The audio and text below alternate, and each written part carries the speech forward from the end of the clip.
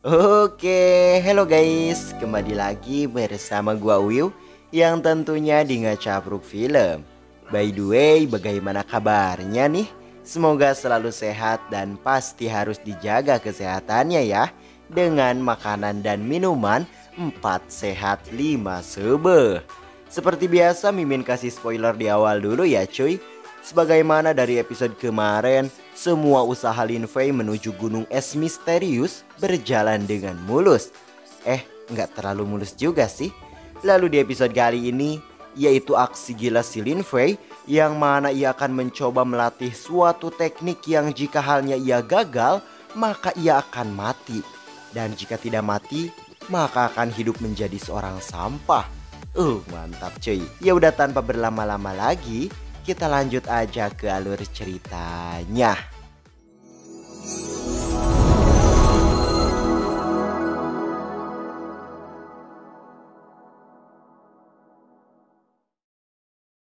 Pada episode kemarin, Lin Fei yang masuk ke makam dalam dan berhasil menemukan piringan miliknya yang sangat limited edition.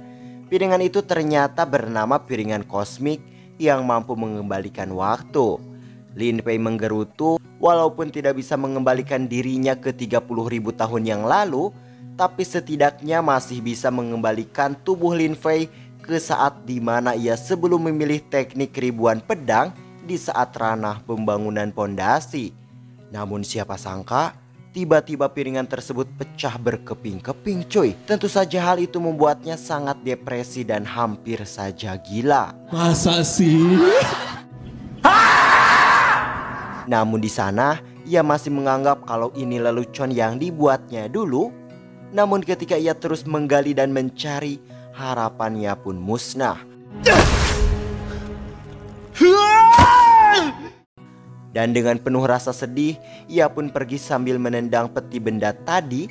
Dan saat itu juga keluarlah sesuatu yang ternyata itu adalah emas murni Tayeye. Emas itu ternyata berguna untuk membuat senjata tiada tara. Namun karena merasa tidak akan berguna untuknya, Lin Fei pun pergi menghiraukannya. Namun setelah beberapa langkah, ia kembali membalikkan badan dan membawa benda itu. Karena di sana ia mengingat tentang dirinya yang sedang membahas teknik ribuan pedang dengan seniornya yang bernama Ban Hu. Senior Ban Hu mengatakan kalau teknik ini perlu diubah menjadi teknik 10.000 jenis pedang yang bertujuan agar bisa memadatkan benih pedang dari esensi ilahi yang sangat luar binasa sulitnya. Tetapi walaupun sulit, belum tentu juga mustahil. Mendengar itu tiba-tiba Lin Fei terlihat sangat serius mendengarkan. Tak hanya itu saja, senior Ban Hu membicarakan kalau dirinya kemarin berdebat dengan seorang praktisi tubuh yang kekuatan tubuhnya sebanding dengan senjata. Wow, jika halnya Lin Fei bisa menguasai itu, maka ia tak perlu berlatih lagi teknik pedang apapun, hanya perlu meletakkan 81 larangan dan mengubah tubuhnya menjadi senjata bawaan. Namun sayangnya, senior Ban Hu berkata kalau itu hanyalah teori alias tebakannya saja, karena dirinya juga belum pernah mendengar tentang hal itu. Ingat cuy, hanyalah teori. Teori hanyalah teori cuy. Bisa mungkin, ya bisa juga salah. Tetapi tak ada salahnya jika mencoba. Namun jika gagal, maka tak akan ada kesempatan untuk memulai kembali alias tidak akan bisa berkultivasi kembali. Dari ingatan itu si Lin Fei yang sedang galau pun mulai memikirkan hal itu lagi. Dan ia berpikir kalau saat itu memang tidak ada, tapi sekarang ya mungkin saja ada. Karena ia juga memikirkan teknik Buddha surgawi yang dulunya tidaklah ada menjadi ada. Teknik itu dikenal sebagai metode pemurnian senjata terbaik pada zaman kuno, yang bahkan bisa memperbaiki tubuh yang rusak. Lalu kemudian ia pun mulai yakin untuk menyempurnakan tubuhnya menjadi senjata bawaan. Namun sebelum dimulai ia juga sempat berpikir kalau gagal maka akan mati. Lalu jika ia hidup maka ia akan menjadi seorang sampah. Lalu di dalam kilas baliknya dulu, ia juga mengingat tentang dua orang murid dari puncak Wenjian yang mana mereka membicarakan tentang dirinya yang tidak bisa melanjutkan kultivasi karena otot dan nadinya rusak. Lalu ketika sedang overthinking akan hal itu, ia kembali mengingat kata dari gurunya yang berisi satu-satunya cara terbaik adalah cara yang beresiko. Dari sana, ia pun yakin dan langsung bertekad menjadikan tubuhnya menjadi senjata bawaan.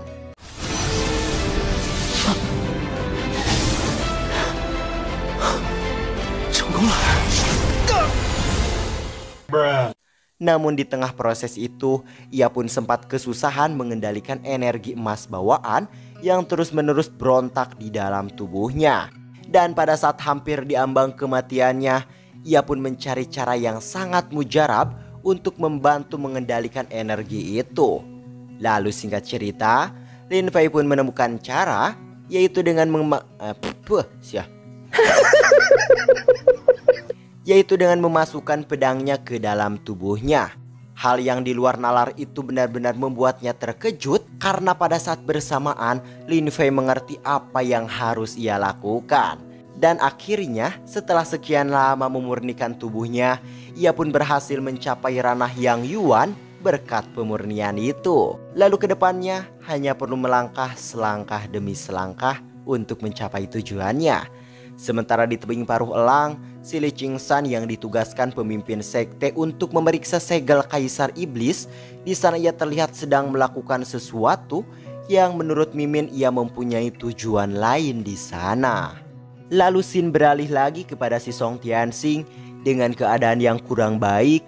Ia menanyakan tentang berita terbaru dari masalah di tebing paruh elang sekaligus kabar tentang si Lin Fei kepada seniornya.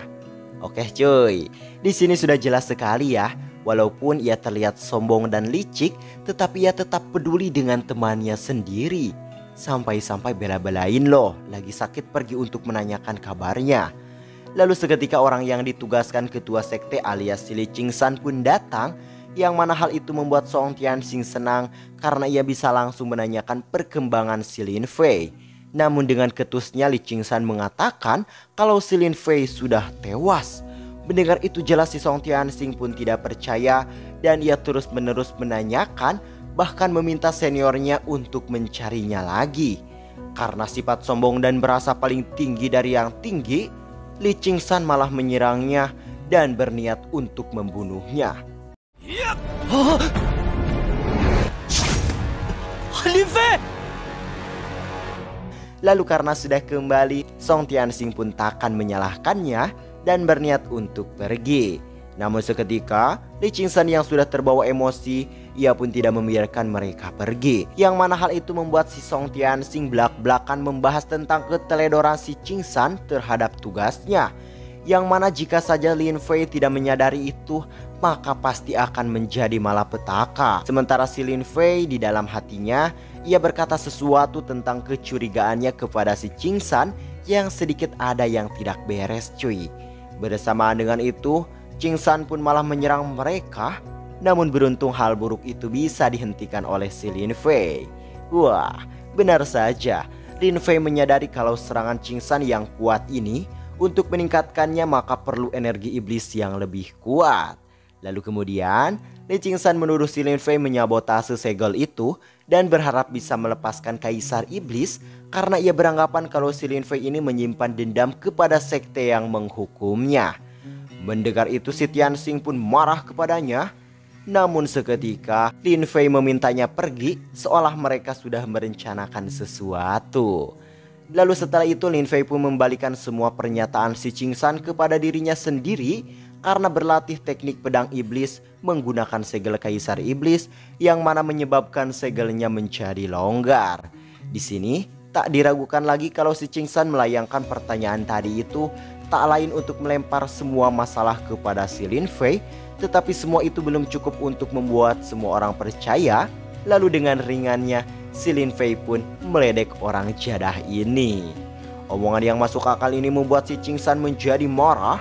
Dan di sini terjadilah sedikit adu kekuatan di antara mereka.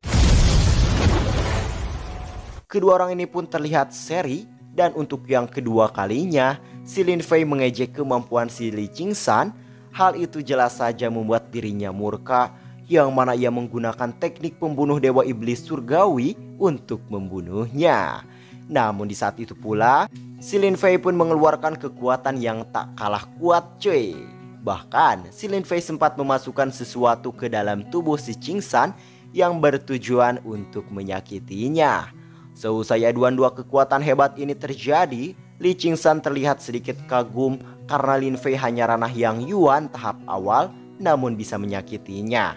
Lalu seusai itu, perdebatan mereka pun berlanjut yang mana malah menjadi-jadi. Ketika mereka akan beradu kekuatan terhebatnya, tiba-tiba dari arah lain, si Ling Guan Fun datang menghentikan mereka. Dan kedatangan si Ling Guan ini karena ia diperintahkan ketua sekte untuk membawa Lin Fei ke puncak Wenjian. Karena tak ada pilihan lain, Li Ching San pun menyudahi semua ini dan langsung pergi. Namun sesaat sebelum pergi, mereka masih saling berbicara di dalam telepati masing-masing, yang mana Li Ching San mengatakan sebulan ke depan sesudah ia mencapai ranah Jin dan ia akan membunuh Lin Fei. Namun dibalas dengan ketusnya bahwa Ching San tidak akan mungkin bisa mencapai ranah Jingdan dalam waktu sebulan. Selain itu ketika ia berlatih pasti akan merasa sedikit sakit di dalam dantiannya. Lalu setelah itu mereka pun bubar barisan. Dan singkat cerita, Lin Fei pun pergi ke ketua sekte yang berada di pavilion pertemuan naga. Di dalam sana, Lin Fei dipersilahkan untuk duduk oleh ketua sekte Qian Yuan, yang rupa-rupanya ketua sekte ini adalah pamannya sendiri cuy. Di sana ia mengapresiasi apa yang dilakukan si Lin Fei terhadap masalah segel kaisar iblis, yang jika halnya terlepas maka dipastikan sekte Wenjian akan sangat menderita. Ketua sekte mengatakan kalau sekte Wenjian selalu menghargai segala bentuk talenta bakat, terutama masalah yang serius ini. Untuk itu di sini ia bertanya kepada si Lin Fei apa hadiah yang diinginkannya. Karena melihat si Lin Fei ini sudah berada di ranah Yang Yuan. Belum sempat dijawab, ketua sekte pun berniat akan memberikan benih pedang emas murni pola awan yang ia temukan di beberapa hari yang lalu. Selain itu ketua sekte meminta tetua Wu dari puncak pedang tajam untuk menempatkannya pedang untuk si Lin Fei. Dan dengan sangat senang Lin Fei pun menerima hadiah itu. Dan ketika di luar sambil berjalan memegangi benih pedang itu, Lin Fei pun pergi untuk memurnikannya karena ia yakin pasti energi pedang Taiyinya pasti akan meningkat walaupun tak sebagus emas murni bawaan. Singkat waktu, ia pun sampai di rorompoknya. Di sana, Lin Fei pun terlihat sedang memurnikan emas murni pola awan pemberian ketua sekte tadi, dan ia berkata kalau benda itu datang di waktu yang sangat tepat karena bisa menstabilkan pemurnian energi pedang Taiyinya. Setelah beberapa saat, ia pun akhirnya berhasil memurnikan benda itu yang menyebabkan ranah Yang Yuannya meningkat ke tahap menengah. Anjay, cepet ya bro. Lalu Sin beralih kepada si Ching San yang sedang kesakitan. Tetapi sayangnya di sini part ini